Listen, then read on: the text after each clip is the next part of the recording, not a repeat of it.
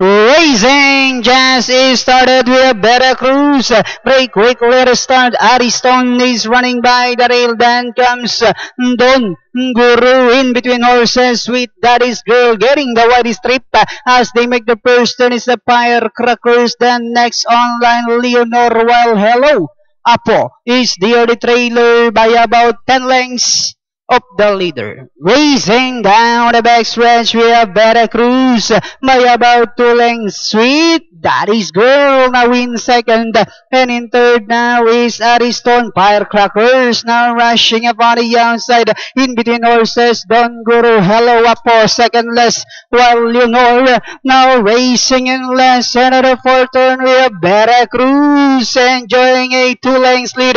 Firecrackers now moving upon the outside. Ariston, Sweet Daddy's Girl, then here comes Don Guru, now moving upon the outside, then comes Leonor, while Hello Apo, now racing in less as they swing for home.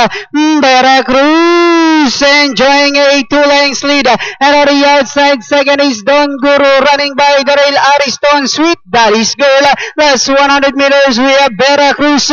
Don Guru is on the outside, but it's still Veracruz, and finally Veracruz. Don Guru, Sweet Daddy's Girl, Ariston, then comes Leonor, Firecrackers. Alright, banderang tapos, numero 5, Veracruz, ridden by R. Onyu Jr., nakapulot, 10 masisigundo ngayon sa si Don Guru.